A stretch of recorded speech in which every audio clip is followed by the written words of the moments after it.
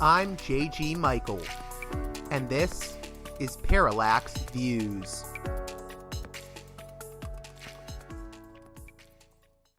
Hey there, Parallax Views listeners. Before we begin this edition of the program, I'd like to remind you that it is you, the listener, as well as my one and only sponsor, the mighty Mike Swanson of Wall Street Window, that makes this show possible. So if you can, please consider supporting me on Patreon at patreon.com/parallaxviews. One more time, that's patreon.com/parallaxviews.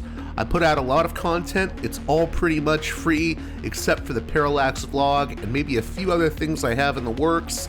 I'm trying to figure out a way to provide more Patreon content going forward, but if you enjoy these free shows, I really could use some support on Patreon. One more time, patreon.com/parallaxviews.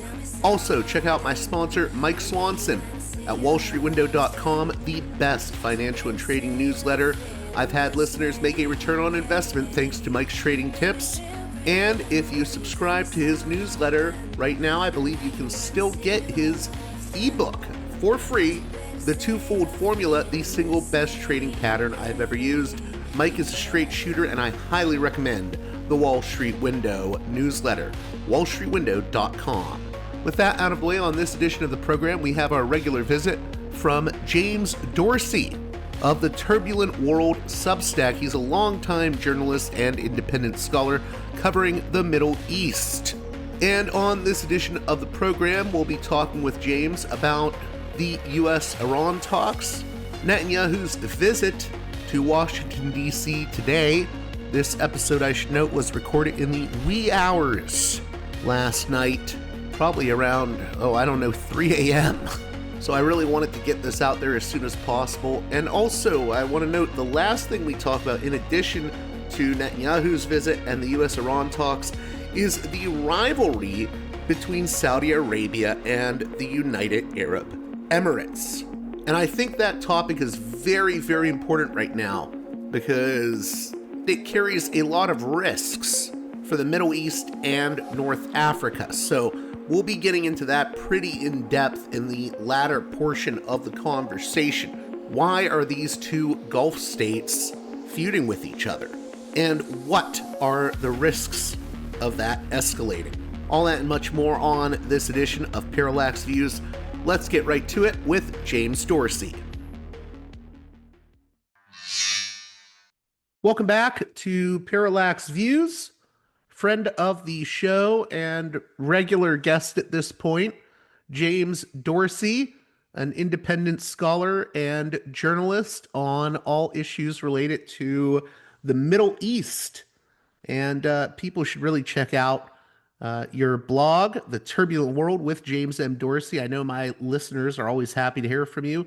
How are you doing? I'm doing well. How are you? I'm doing well. We're living in very frightening times. It seems like the Middle East is on the brink of absolute chaos, potentially. Or it's the principle of journalism. The worse everybody else is off, the better off we are. So I guess what's that? It keeps us off the street. So I guess where we should start is we have Netanyahu meeting today with Trump ahead of these renewed talks with the Trump administration, the White House, and Iran. What's your analysis of what we've seen so far? I think that Israeli Prime Minister Benjamin Netanyahu is worried. Trump does not really want a military engagement in the Middle East, despite its posturing, his assertion that he may send a second aircraft carrier to the region, that there will be severe consequences if Iran does not cut a deal with the United States. Ultimately, neither Iran nor the United States wants a military conflagration. Certainly not one that could spark a region-wide war, ranging from the Gulf, Israel and the Gulf states, to Turkey and into the Caucasus. On the other hand, with a flotilla like that in the region, and the bombastic statements that have been made, Trump needs a success, and and Iran needs a success. Let's be very clear about it. Iran's in a very difficult position, and does not really want to have to fight a war. But for that, you need compromise. You need compromise on both sides. Where the compromise is possible is on the nuclear issue. There are ways of fudging the enrichment issue. Iran has already for several months suggested that it could reduce the enrichment of the controversial 400 kilos that it has enriched to 60%, which is just short of the 90% weapon grade material, and which clearly or seemingly survived the U.S. Bombing of Iranian nuclear facilities in June of last year during the Israeli assault on Iran. The problem for Netanyahu is that that's not good enough. Netanyahu, for all practical matters, wants, if he can't get regime change, he wants an emasculation of Iran's military capabilities. That is what the focus on ballistic missiles is about. Keep in mind, Iran does not have an air force of any worth mentioning. It doesn't have a navy of any worth mentioning. The backbone of its conventional deterrence and defense are ballistic missiles. And no Iranian government, whether revolutionary or post-revolution, would be able to compromise on that. And of course, Netanyahu wants Iran to cut whatever relations or support it maintains with its non-state allies, the Lebanese Shiite militia and political movement Hezbollah, Yemen's Houthis, the Iraqi Shiite groups. And that Iran is put off the table. Again, there may or may not be wiggle room there, but there are issues here of perceptions of sovereignty. Whereas with the nuclear issue, you have an international legal framework that limits, for example, enrichment, and that makes it much easier, or in any case, easier for the Iranians to cut a deal. Could you talk a little bit about, so this is the seventh meeting in the past year we've seen. It's the eighth meeting. It's the eighth meeting. Okay. If you include Trump's trip to Israel, it's the eighth meeting. Right, but it's the seventh for Netanyahu coming to the U.S. Yes. Okay. So 8 meetings in the past year. I'm wondering, what do you make of the relationship between the Netanyahu run government and the Trump administration? Do you think there's lines where they're in conflict with each other over things like the West Bank? What is actually going on between the Trump administration and Netanyahu? I think the relationship is complex. And I don't know that Trump and Netanyahu fully trust each other. So from Netanyahu's perspective, this is on the one hand the most supportive government that Israel has had. But this is also a government with various factions. There are those within the government who are very firm supporters of Israel and agree with its agenda. And there are those who see Israel basically as any other country, don't see that it should be treated differently from other countries, question the degree of military support and military aid that is being given. And if you want to go even further, there are segments of the Make America Great Again support base of Trump that are anti-Semitic. So, Netanyahu has good reason to be cautious, if you wish. On top of that, if you look at those 7, 8 meetings, there have been differences. There have been differences over the principle of talking to Iran. There are differences, as we've just discussed, in terms of what the policy towards Iran should be. There are differences, even though the Trump administration has not stood up to Israeli settlement activity.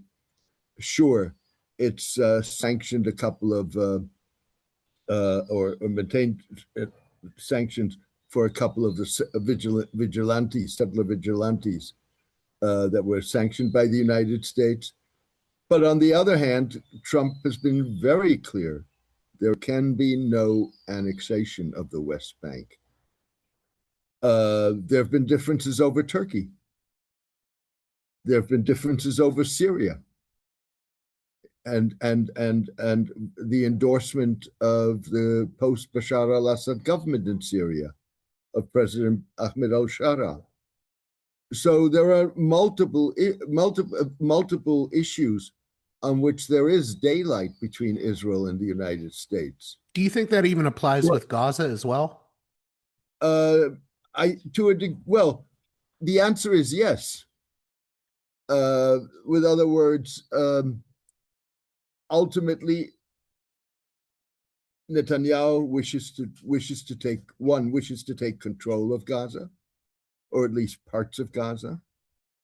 Netanyahu, the Trump administration is about a withdrawal, maybe with a buffer zone, a narrow buffer zone, but nonetheless a withdrawal from Gaza.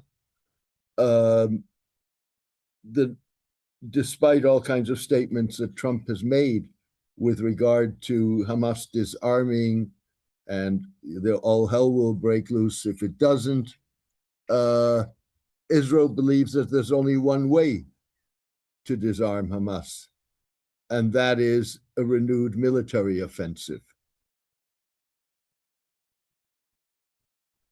Now, in terms of the risks at play right now, you've written about how these risks go further than just the Gulf states and Israel in terms of a potential U.S. military intervention in Iran. Can you speak to that more, and why countries ranging from even Turkey or Azerbaijan, of course, Qatar, what is their concern right now? Well, let's start with Israel and the Gulf. Okay. There's no question that the Iranians will and would have to retaliate if there were a U.S. strike against Israel. What that retaliation may look like is, to a great degree, dependent on what the nature of U.S. kinetic action would be. There are no Israeli or U.S. targets inside Iran, embassies, facilities of whatever kind, that Iran could retaliate against. So by definition, any Iranian retaliation is going to be cross-border. And first and foremost, against Israel, U.S. military facilities in the Gulf, and potentially critical infrastructure in the Gulf states, which is the reason why the Gulf states don't want to see a military conflagration. Because what you could get is two things. Again, depending on the nature of a U.S. attack, which are being sucked into a region-wide conflict, and the danger that of the domestic fallout of a U.S. attack, disintegration of the state, uprisings, insurgencies by ethnic minorities. There's a history of the Israelis and the U.S. supporting in the past Kurdish insurgents in the West, Baloch insurgents in the Southeast. But there's also unrest among the Azeri population, which constitutes between 16 and 24% of the Iranian population. It sits on the borders of Turkey and Azerbaijan. The Azeris, even though they may be the most integrated of the Iranian minority groups, they are a Turkic people. They are Azeris, with other words, with a very close affinity with Azerbaijan. And they're both states that border on Iran. So if you had a disintegration, if you had multiple ethnic revolts, and if they included the Azeris, then the threat or the danger that that the conflict expands not just southwards but northwards is significant. Now, do all the Gulf states, you think, have the same level of concern, or does it differ amongst them? Well, I think the greatest concern, of course, is Saudi Arabia and the United Arab Emirates. And they've been targeted before. Qatar's been also targeted when the Israelis struck at the Hamas leadership as it was preparing its response in the ceasefire negotiations. But that was an attack on a U.S. facility. It was very calibrated. The Qataris were, and the Americans were advised, if only minutes, but nonetheless advised in advance. That was not the case with the attacks that you saw in 2019, 2020 on critical infrastructure, oil facilities in Saudi Arabia, and critical infrastructure in the United Arab Emirates. So those are the two states that are most concerned. But if one Gulf state gets sucked into a region-wide war, that's a threat to all Gulf states. And obviously, Omanis may be the least worried, since they are intermediaries. But nonetheless, none of the Gulf states want to see destabilization. Their focus is on trying to contain whatever disputes they have with others, on trying to maintain stability so that they can move forward with their economic development diversification plans. Now, you recently wrote about the Turkish foreign minister and the advice he gave for U.S. negotiations. Can you talk about why you felt the need to shine some light on that specific story? Well, there were two reasons. One was immediate, that turned out to change with the development of events. So when I wrote that story, talks were agreed, the first round of talks between the United States and Iran, and they were going to be held in in Istanbul under Turkish auspices. And therefore, the Turkish foreign minister's position was particularly relevant. But there also was a second reason, which is that he had a tactical approach to talks that held out. If there was a promise for success, that was the promise. That was the tactic that would had the greatest promise of success, and it is exactly the tactic that Netanyahu wishes to prevent with his talks with Trump in Washington on Wednesday. And what he basically said is, deal with one issue after the other. Don't try to do this as a package deal. So, with other words, deal with the nuclear issue, which is the lowest hanging fruit, even though were not his words. And then you deal with the other issues and see how far you get. Which is essentially what I've been arguing, and what not only I but many have been arguing, but is exactly what goes against the grain of what Netanyahu wishes to see. Can you talk a little bit more about Netanyahu's sort of, I don't want to say end game, but how do you think he wants this to pan out? Well, I mean, ideally, what he would like to see is a U.S. military strike against Iran, regime change in Iran, continued Israeli presence in Gaza,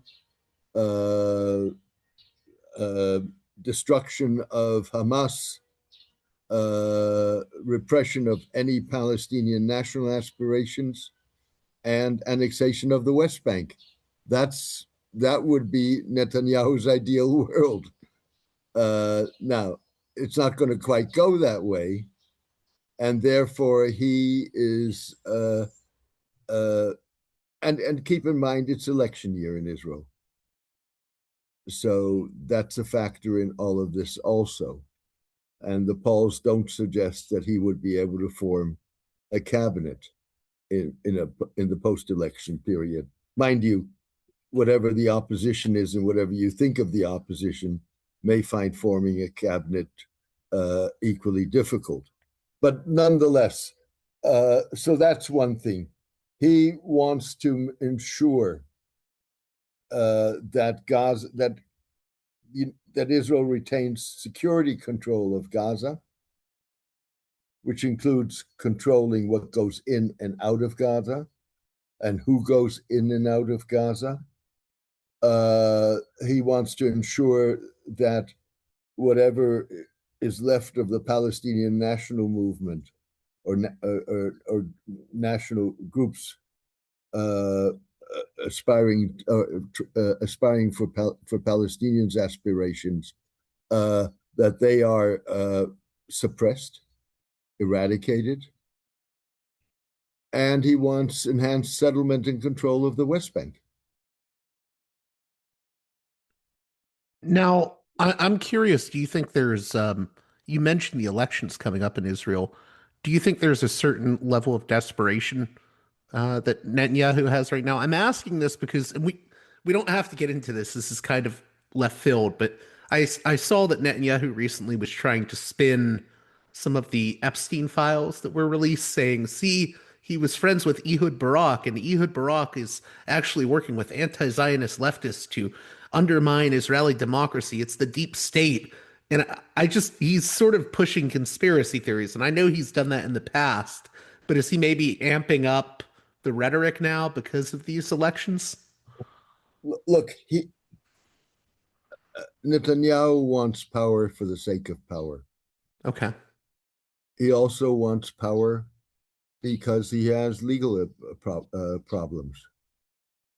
He wants power because he wants to control whatever inquiries there may or may not be into what happened on October 7, 2023, when Hamas attacked Israel and it sparked the Gaza war.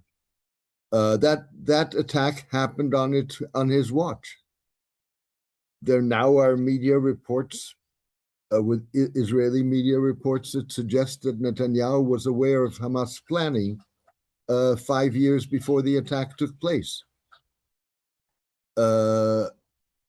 Netanyahu has never taken personal responsibility for the intelligence and security failures that led to October 7. So he has multiple reasons to want to stay in power. And he also wants his legacy. And of course, his legacy would be to be, after all of these fiascos, and don't keep in mind that he's indicted and wanted by the International Criminal Court. He has presided over a period where, with an unprecedented nosedive of Israel standing in the world. So he wants to win this election. Now, the polls show, his problem is, the polls show that his Likud party may well come out as the single largest party in Israel. but it doesn't have but would not have the numbers to form a coalition. And many in those of those in the opposition may not be willing to form a coalition with him. He's certainly not someone who's politically trusted within the elite. He's not someone who's by and large trusted by public opinion. Do you think there's a lot of parallels between him and Trump in regards to they both seem to echo sort of deep state conspiracies? Well, I think, and we've talked about this in the past, I think it's part of a greater phenomenon, which is what I call the rise of civilizationalist leaders.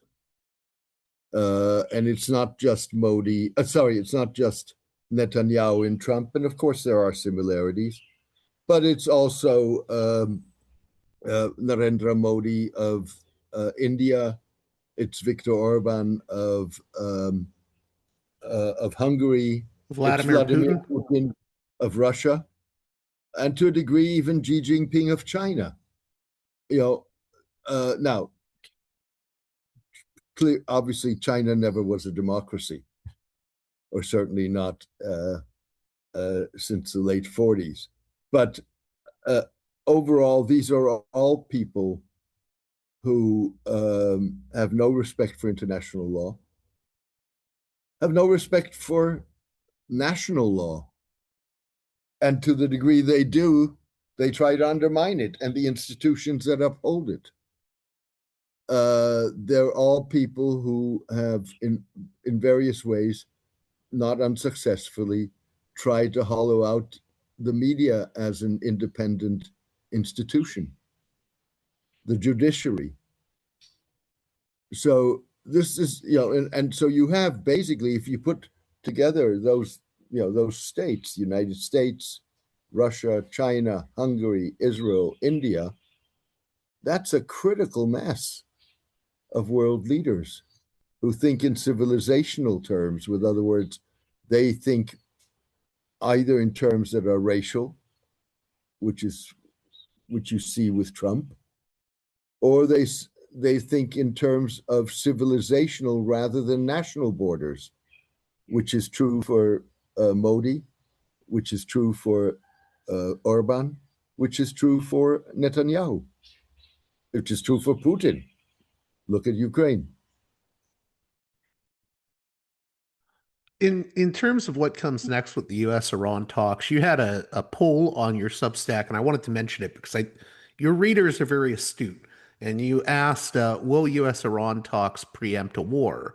31% said yes, 19% said no, another 19% said only if both compromise, 25% said only if Iran concedes, and I believe it's 6% said only if the U.S. can impose its will.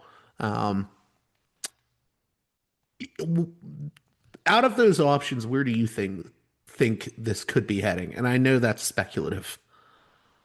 Well, I at the end of the day, I think I would say that it's going to take compromise on both sides to avert a war, or to avert military action that could spark a war. I don't think it's absolute that it can be averted. I don't think it's absolute that you can't avert it. I don't think that compromise just on one side, unless the Iranians were miraculously just to get up one day in the morning, throw their hands up in the air and say, "I surrender." I think after 47 years of the Islamic Republic, we should know that that's not going to happen. What would the compromises be on? Well, the compromise would have to be twofold. On the U.S. side, let's deal with issue one by one, not in parallel and not as a package, which means that whatever agreement you get in the first instance is going to be on nuclear and on nothing else. And then in terms of the substance of what an agreement on nuclear would entail. So the U.S. position is no enrichment on Iranian soil, no enrichment on no enriched material in Iran. Iran would have to agree that it will abide with proper independent monitoring and evaluation, that it will abide by the degree of enrichment, which is 3.67%, if I'm not incorrect, according to the International Atomic Energy Agency and the Non-Proliferation Treaty provisions.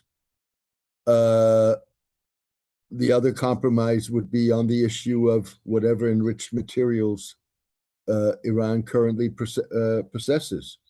They would have to be reduced to, the Iranians would have to agree to reduce the enrichment to agreed levels, and the United States would have to agree that they, within those limits, they can have enriched material on their soil. What do you think the biggest obstacles are to successful talks? Well, part of the problem, I mean, it's interesting that the Iranians have said that sufficient progress has been made to continue those talks. And clearly, Trump has been positive about whatever transpired in those talks. The talks were supposed to go into a second round early this week. I suspect that has been postponed until after the Netanyahu visit to Washington. And we'll see then whether Trump still stands where he stood before talking to Netanyahu. But there seems to be, at least at this point, unless, again, neither side wants to, particularly not the Iranians, want to be seen as having taken positions that made agreement impossible. So how much of this is projection? How much of this is real progress in those talks remains to be seen. Now, is there anything else we can say about the U.S. and Iran talks at this point? I know we're sort of like the three blind men with the elephant in some ways on some of this, but well, I think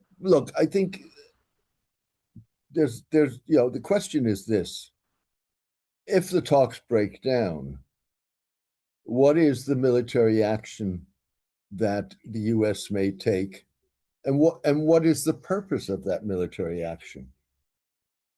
I mean, presumably one reason why you have this massive concentration of U.S. forces in Iran is to coerce and bully Iran into the negotiations and into making concessions. So is an attack designed simply to be punitive? Is it designed to persuade Iran that it had better still come to the table? Or is it designed to change the regime? The likelihood that it would change the regime, I think, is very low. That doesn't mean that, contrary to the past, there is a segment of Iranians, who knows how small, how big, I don't think anybody can guess that would welcome a U.S. intervention. But there are those who don't. Another factor is, would Israel play a role in a military intervention or military operation of any kind?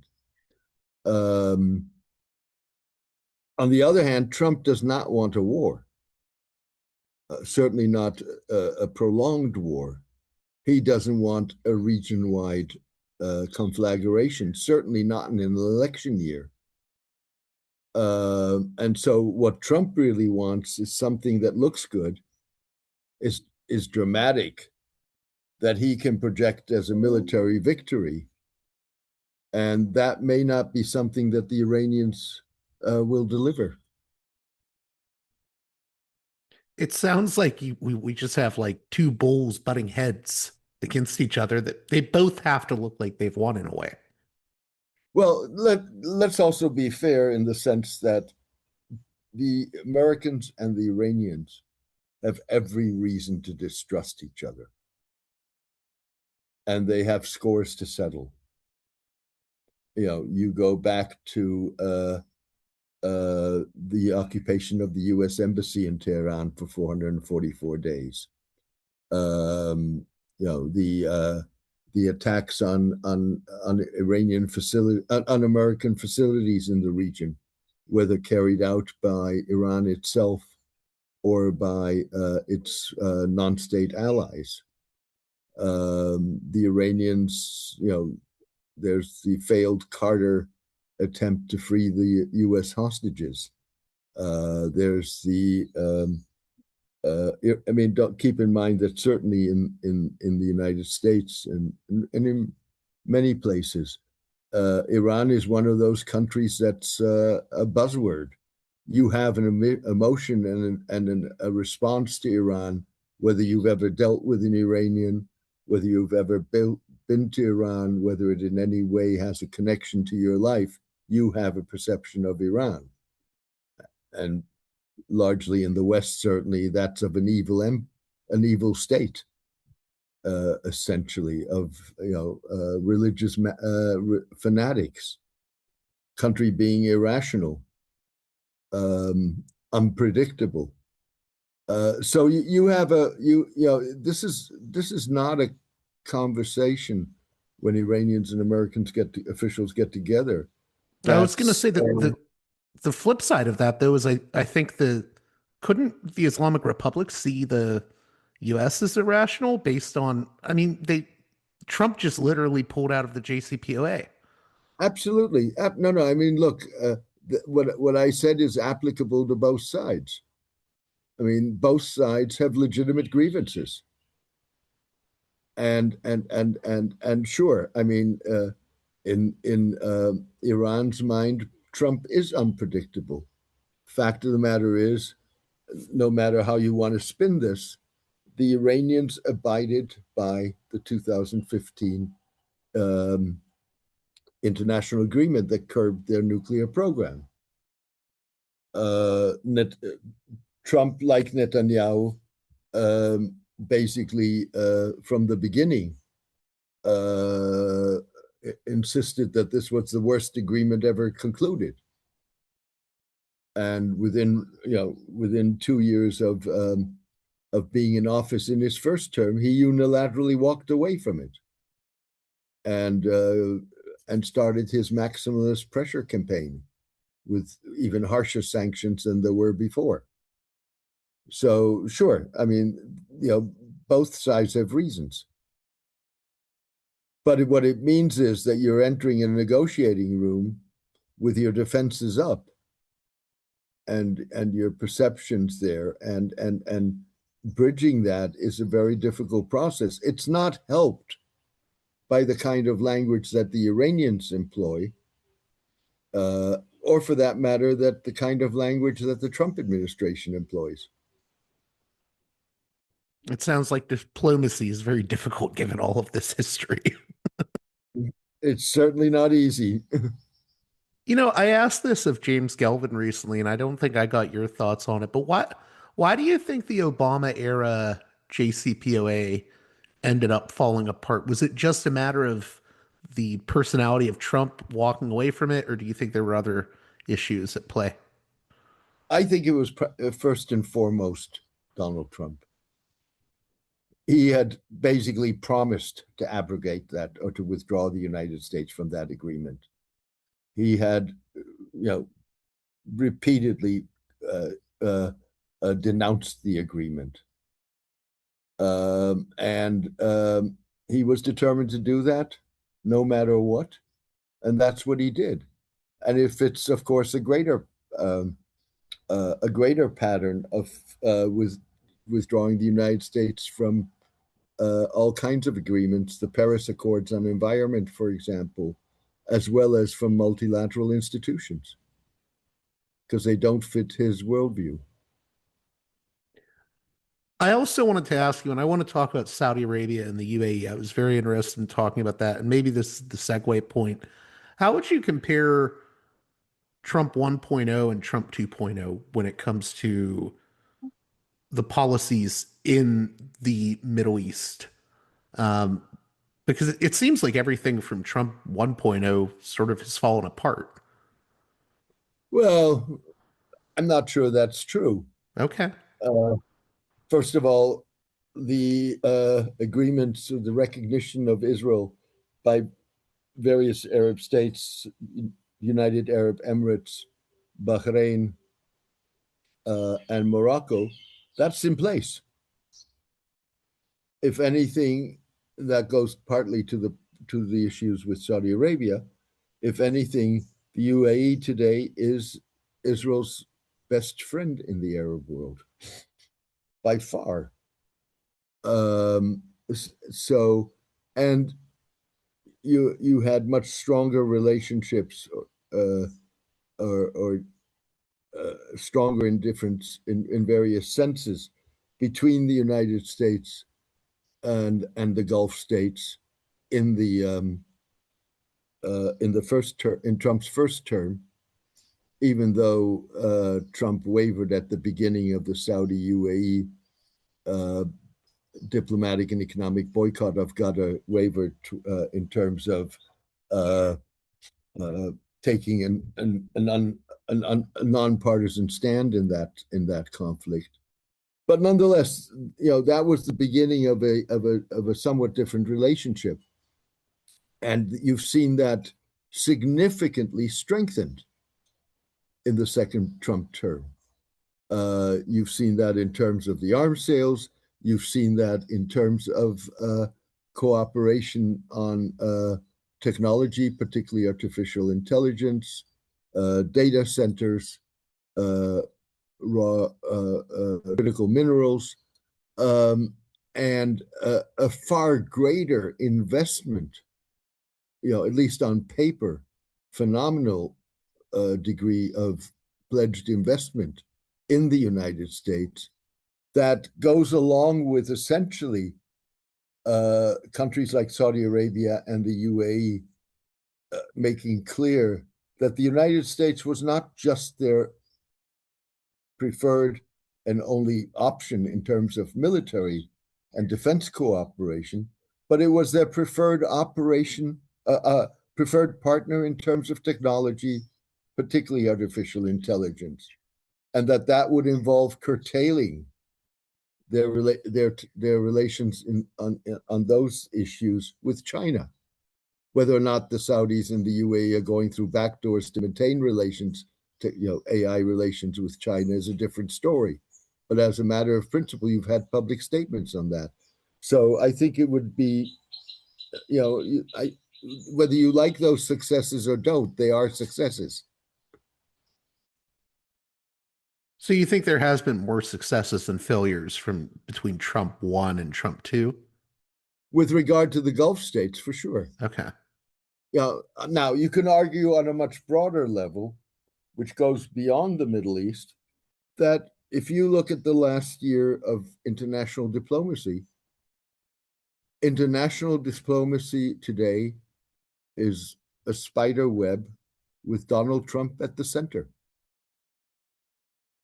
Positions, policies, actions are taken. On the one hand, being careful not to get on the wrong side of Donald Trump, but also trying to cater to Donald Trump. I would argue that many of the countries that joined the Board of Peace, which is supposed to oversee governance in Gaza, have significant question marks about that board. But they were willing to join because for opportunistic reasons. Whether that's good or bad, Trump's reconfiguration of international diplomacy, for at least for as long as he is in office, is a success, irrespective of what you think about it. From from, you could argue again, leave aside of the merits of the case, that Venezuela is a success. This is what Trump wanted to do, and this is what he did, and it worked, at least so far. Right. So I don't think you can take that away from him. You may disagree with it. You may disagree with the approach. You may disagree with the strategy, the tactics, the ethics, the morale of it. You may think it may have long-term consequences, but he's not necessarily in terms of accomplishing what he wants to accomplish right now. He's done that, is what you're saying. Let's put it this way: Trump doesn't care whether he's loved or not. He cares about whether he can impose his will. And he's been relatively successful in that. Now, he's failed in Ukraine. I'm not saying that everything he touches works. Relations with China are worse than they've been in the past. There are all kinds of alternative ways or alternative policies that could have been pursued by the United States. But he is, on many issues, has been able to get what he wants. We'll see what happens with him. He got what he wanted in Panama. We'll wait. We have to wait and see whether he does get what he wants in Greenland. That, thinking about it now, you raise a good point. I'm always worried about the stepping on the landmine eventually, but you're right. I mean, at this point, what I'm saying is doesn't preclude that this could backfire in the longer term or blow up for whatever reason. But if you're making an evaluation at this moment, it's not an evaluation of failure. Again, this is independent of what you think of it. now I mentioned the UAE and Saudi Arabia. I'm sort of at a loss. I'm trying to understand why there is growing conflict between these two Gulf states. Look, in a sense, it's been brewing for a very long time. There are some people who start dating this back to a couple of decades ago, when the United Arab Emirates opposed a Gulf monetary union, or the creation of a Gulf central bank, which the Saudis were pushing. What is certainly true is that Saudi Arabia and the UAE, ever since the rise of Mohammed bin Salman in Saudi Arabia, have been competing. They've been competing for geopolitical influence. They've been competing for economic economic positioning. They've been competing on various economic sectors. They've had very different strategies in terms of approaching the region and what they wanted the region to look like, and how they wanted to position themselves within the region. All of this, of course, came to a head with in December, with the arrival of a arms shipment in the port of Yemen, port of Aden in Yemen, the move by southern Yemenis secessionists, UAE-backed secessionists, into two key provinces bordering on Saudi Arabia. But go back early in the days of the rise of Mohammed bin Salman.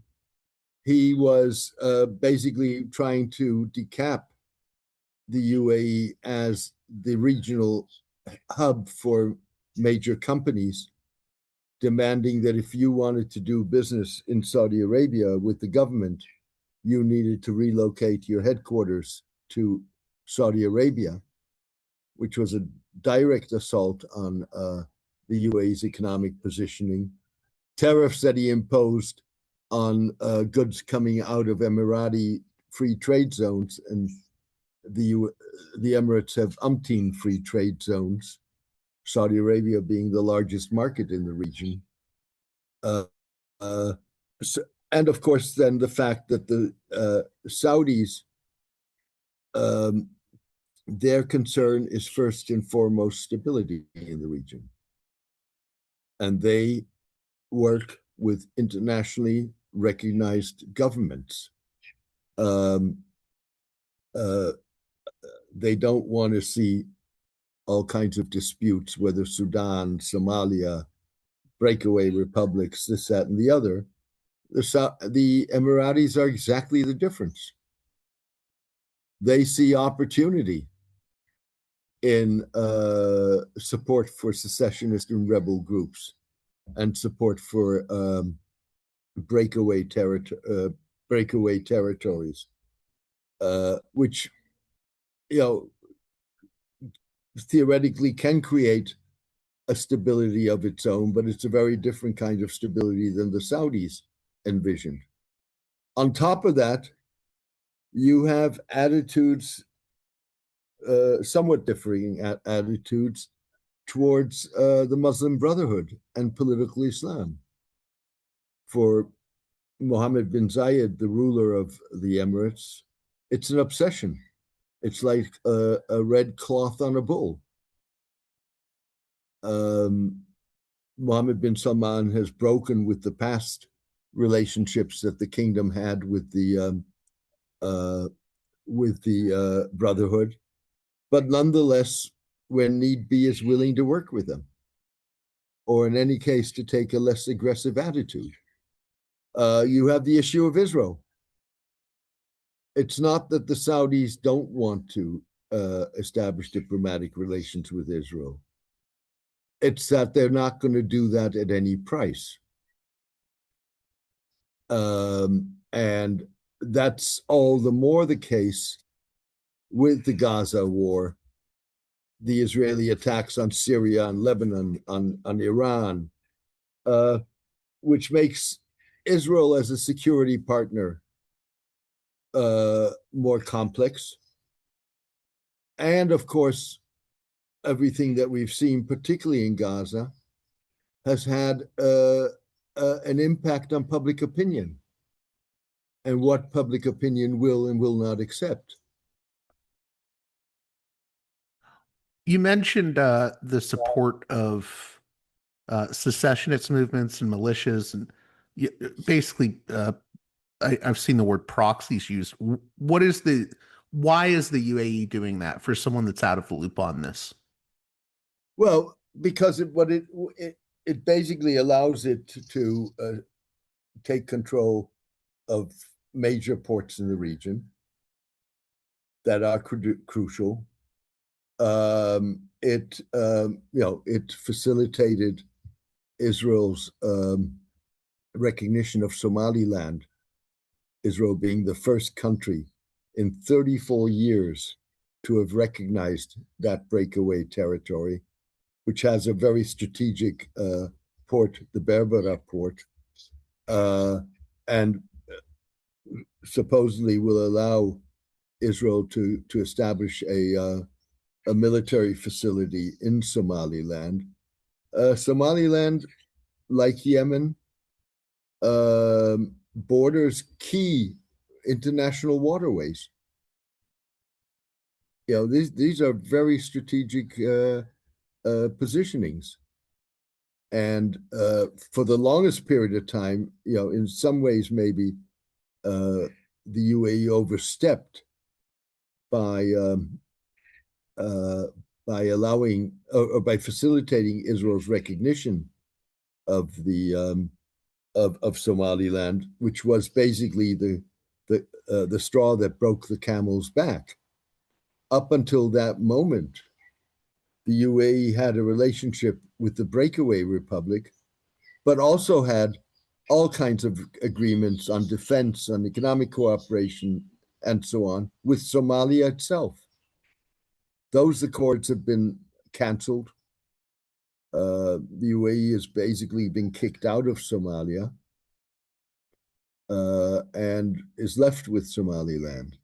So, up until that point, same with Yemen. The Saudi-led intervention, backed by the UAE, and they paid a price with, for their terms, a significant number of Emirati soldiers being killed. They withdrew from the Saudi-led coalition in Yemen in 2019. We're now almost 7 years later, and it took 7 years before, again, it got to a point where it no longer was tolerable for the Saudis. Now, to be fair, you also have the evolution of Mohammed bin Salman from the early days, when he gained power in the kingdom, to who Mohammed bin Salman is today. I want to go back to bin Salman, but first, from the outside, you mentioned that it creates its own stability, the actions or it could create its own stability, the actions the UAE is taking. I was wondering what you meant by that, because outside looking in, it just seems like the UAE is doing things that could be extremely destabilizing to the region, unless I'm off base. They could be very destabilizing, and in some ways they are. Look at Sudan and Libya. But okay, I think you need to look at this case by case. So in the case of Somalia and Somaliland, the Pavlov reaction to secession by the international community is to reject it. And and to believe in the sanctity of national borders, even if you have within your own territory ethnic national groups that have national aspirations of their own. Now, that can work, or it can create instability. Look at the Kurds. In Syria, in Iraq, in Turkey, where you've had decades of conflict. So it's not that by hanging on to that often arbitrary borders is not necessarily a recipe for stability. But then you also have groups like the Rapid Support Forces, the rebels in Sudan, who this is about pure power and greed, and supporting them again against the Sudanese armed forces, in part because the Emiratis see the command of the Sudanese armed forces as an extension of the Muslim Brotherhood. That's destabilizing by definition. Now, going back to Mohammed bin Salman, I was reading an article today in New Lines magazine entitled Saudi Arabia's Break with Interventionism. And at the very beginning, it talks about how, in 2018, Mohammed bin Salman described the Islamic Republic of Iran, the Muslim Brotherhood, and jihadist organizations as an axis of evil. Saudi Arabia was fighting a proxy war against Iran and Yemen, had no diplomatic ties with Qatar, and was unofficially engaged in an economic boycott of Turkey on the grounds that it supported Islamist groups. 5 years later, Saudi Arabia announced a unilateral withdrawal from Yemen, normalized relations with Iran, and helped broker a ceasefire in Sudan by supporting the country's Muslim Brotherhood allied military. And a year after that, Riyadh threw its support behind the new leadership of al-Shara in Syria. Despite his background as the leader of a jihadist group that broke away from Al Qaeda. Uh, I only read that because I am wondering, reading that article or the opening of that article in New Lines magazine, I was wondering the whole time what has led to it seems like there's a different defense strategy or a different kind of policy under Mohammed bin Salman in the past 5 years. What has changed? Well, I think, look, first and foremost, Mohammed bin Salman's priorities are diversification of the Saudi economy, social reform, turning Saudi Arabia into one of the world's top economies, and ensuring that Saudi Arabia is, if not the hegemon, a hegemon in the Middle East, but also in the broader Muslim world. For that, he needs stability. And I think there was a sort of unanimous, if you wish, agreement among multiple regional states that all of whom were trying to focus on economic issues, that it was better to try and freeze or contain whatever differences you have, and to cooperate in areas where you can cooperate. You know, keep in mind, Saudi Arabia had diplomatic relations with Iran until 2016. Those relations were broken off when the kingdom executed a very prominent Shiite leader. There were protests in Iran, whether engineered or not, being neither here nor there, in which the Saudi embassy and I believe the consulate in Mashhad were ransacked, and Saudi Arabia broke off relations with Iran. They negotiated for 2 years before they went to China and essentially said, "We have an agreement. Do you want the honor of and the credit for announcing it?" So now, to be fair to the UAE, the UAE in some ways was playing both sides against the middle.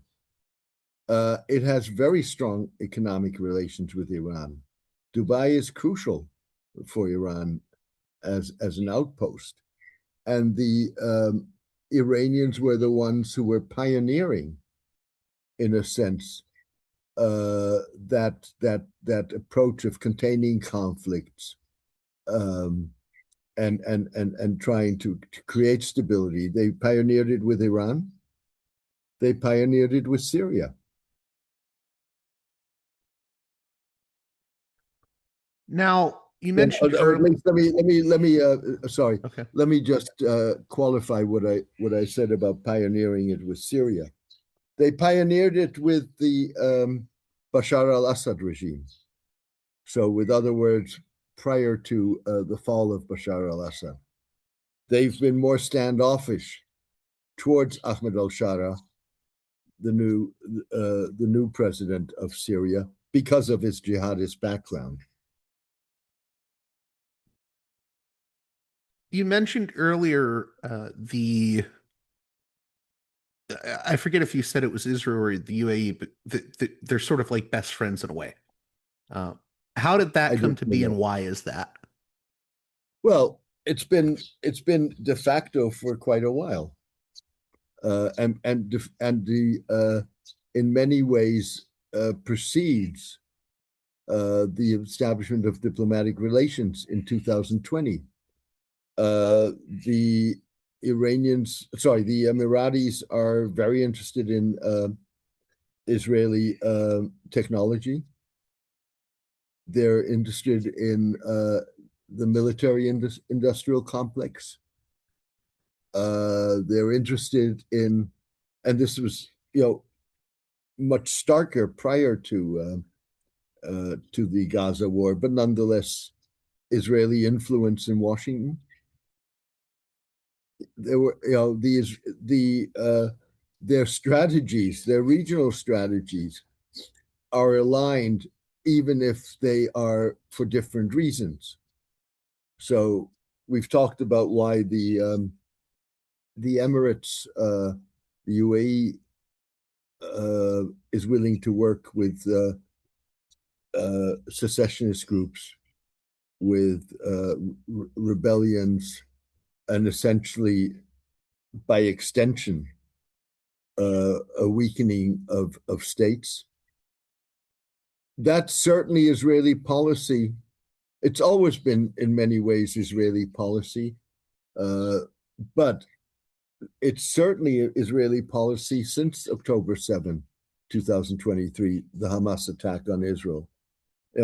In my mind, Israel's military strategy has changed. If it, prior to October 7 was deterrence both by maintaining military superiority, but also by responding to, you point a finger at me, I use a sledgehammer to respond. Is this the whole mowing the lawn strategy? That's part of it. That's part of it, yeah. Post October 7, it's about militarily emasculating your neighbors or your enemies.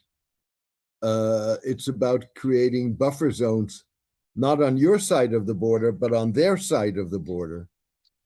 So look at southern Lebanon with Hezbollah. Look at southern Syria. Israel's projection of itself as the protector of minorities in Syria. And that is, that vision of a weak central Syrian state, decentralized with autonomy for minorities, is, going back to earlier parts of this conversation, diametrically opposed to what Turkey wants to see in Syria. And so far, Turkey has the upper hand. In terms of, you mentioned the Saudi posture being, I guess, less aggressive. That New Lines magazine article referred to it as a sort of zero conflict approach after getting out of Yemen. But one of the things that article mentioned was that if the UAE and Israel continues with the policies they're pursuing, it's going to be very difficult for Saudi Arabia to maintain its current approach. Do you think that's a fair sort of viewpoint, that maybe Saudi Arabia is going to have to shift in its approach of being more cautious? It'll have to shift away from that? I think that's potentially very well possible. On top of that, there's a precedent. Turkey declared a zero problem foreign policy with its neighbors, and it's got multiple problems. I also wanted to ask you before closing out, and I want you to play devil's advocate on me a bit here and maybe push back on me. I'm not necessarily a fan of the Kingdom of Saudi Arabia, but I've had this sense lately that I'm much more concerned about the UAE. It just feels like the UAE could be very destabilizing to the region. And it's like I'm more worried about what the UAE could cause in the region right now than I am Saudi Arabia. I think that I have legitimate intuitions on that, but I think I may also be overlooking certain things. What do you think? Do you have any pushback on me? The answer is not really.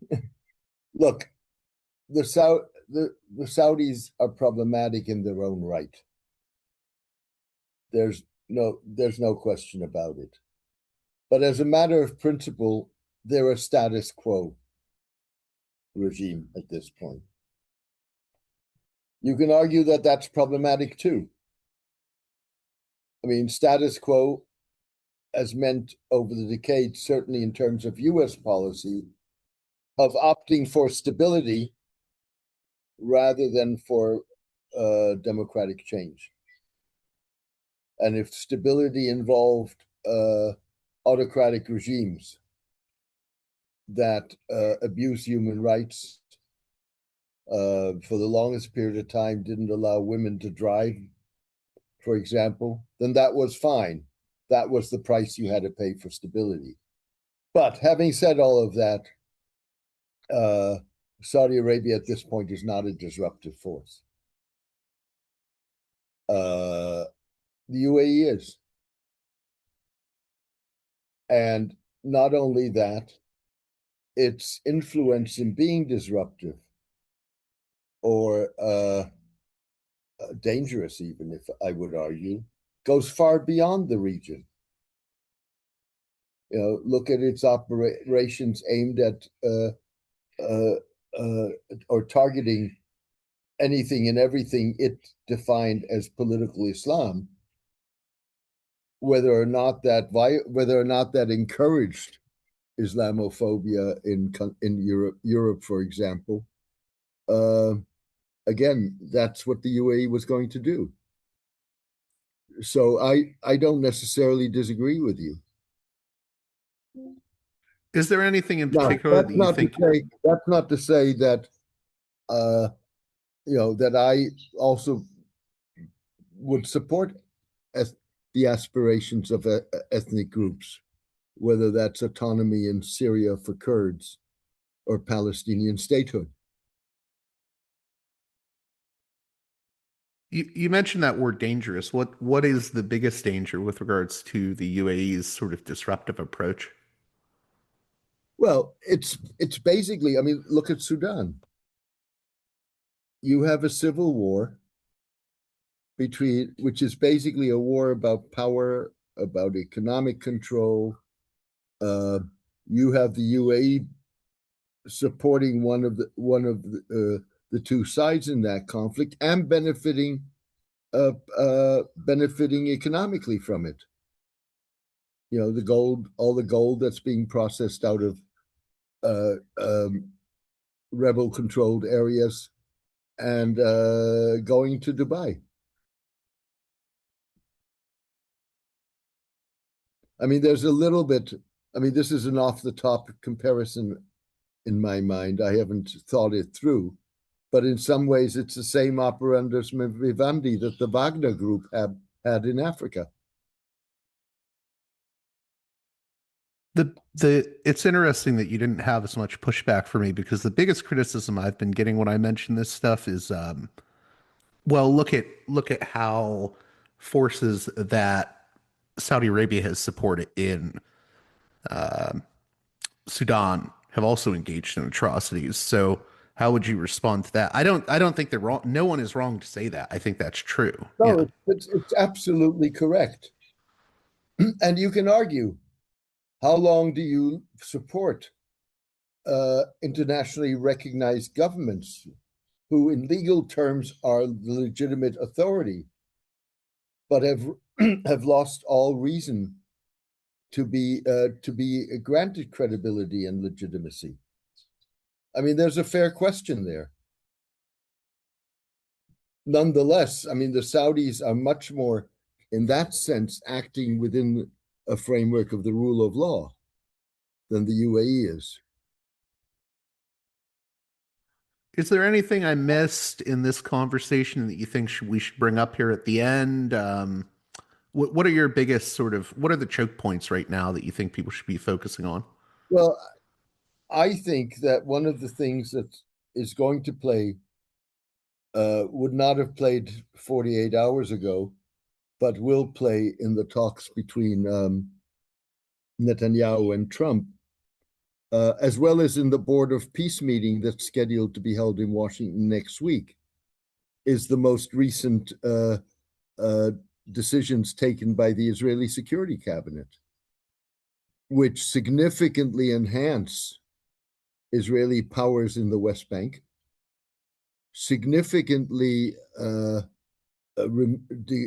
diminish the authority of the Palestine Authority in areas that it supposedly controls under the Oslo Accords, and enhances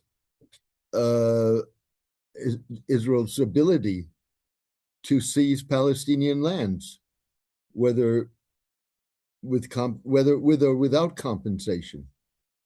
I think many see this as a prelude to annexation. That is going to complicate. First of all, it puts Trump at odds with Netanyahu. Now, to be fair, there's been no official statement either by Trump himself or by the administration in response to the Israeli measures. But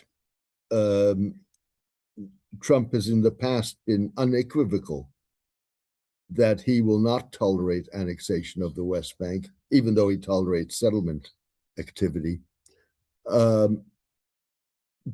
So that's one issue that's going to play in the talks on Wednesday. But it's also going to complicate or make it more difficult for Arab and Muslim majority states to participate, for example, in an international stabilization force in Gaza. When you say the talks on Wednesday, you mean the talks between Netanyahu and Trump? That's correct. Okay. And I should mention this here at the end. We didn't talk as much about the Palestinians. It just seems like the situation is very grim right now for Palestinians. I just don't know where things go from here for Palestinians in either Gaza or the West Bank. It seems like they're caught between a rock and a hard place. They are, but again, there are differences between, or potentially there are differences between the United States, Trump, and Israel, Netanyahu, on the issue of Gaza. So what Trump wants to see, he wants to see disarmament of Hamas. He wants to see demilitarization of Hamas or of Gaza, and in that he is in agreement with Netanyahu. The problem is, what does disarmament mean, and how is it going to be achieved? As far as Netanyahu is concerned, disarmament means there's not going to be a single bullet left in the hands of Hamas. Hamas as a group will be destroyed. The demilitarization will involve the destruction of Hamas's military infrastructure, which whatever infrastructure above ground there may be, as well as the underground tunnels. And only then can you progress on the other issues, the installation in Gaza of the Palestinian Technocratic Committee, reconstruction, greater flow of relief, and so on. And the definition of what disarmament means is a gray territory. There are formulas in which Hamas would surrender whatever's left of its heavy weaponry, but it'd be allowed to maintain its sidearms. Or be allowed, individual fighters would be allowed to surrender their sidearms and being paid for that. What happens with the Hamas police force? Do they integrate into a Palestinian police force? All of these are issues that are going to come up, certainly, if not in the talks between Netanyahu and Trump, they're certainly going to come up in the Board of Peace meeting next week in Washington.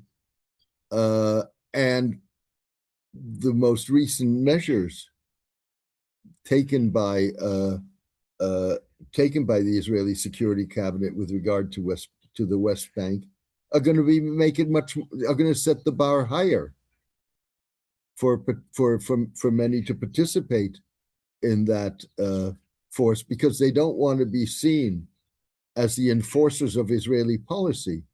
They want an agreement in advance with Hamas on the terms of what disarmament and demilitarization would mean.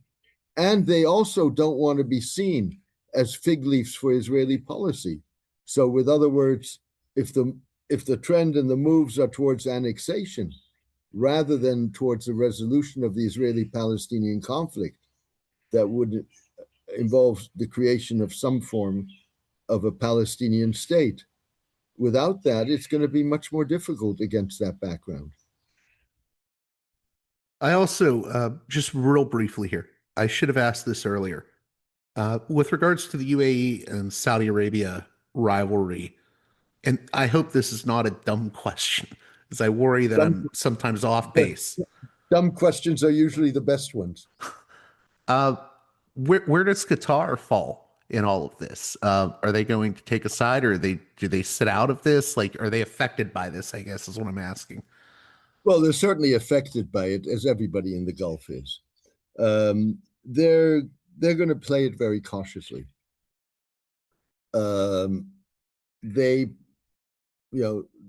They probably blame the Emirates far more than the Saudis for the 3.5-year economic and diplomatic boycott from June 2017 to January 2021. And, under the surface, there's, we're all brothers, there are visits back and forth, there's degrees of cooperation, but under the surface, they've been needling each other, particularly the Emiratis against the Qataris. So, and what you've seen in recent months is a much closer cooperation of the Saudis with the Qataris, as well as with Turkey. How can my listeners keep up with your work? I want you to plug your Substack as always, because I think it's a very invaluable resource. That's kind of you, and I appreciate it.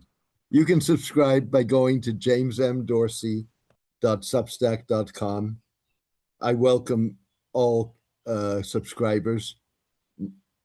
If you are so inclined and able to do so, a paid subscription allows me to cover my costs of producing the column and the podcast, and to continue trying to contribute to what is, as far as I'm concerned, a really important debate, a debate that's not only important for the Middle East itself, but is important in the context of whatever evolves in the creation of a 21st century world order. Thank you again, James Dorsey, for coming on Parallax Views. Thank you for having me. It was a pleasure as always. A special thanks to my $10 and above tier supporters on Patreon, who make this show possible with their generous donations.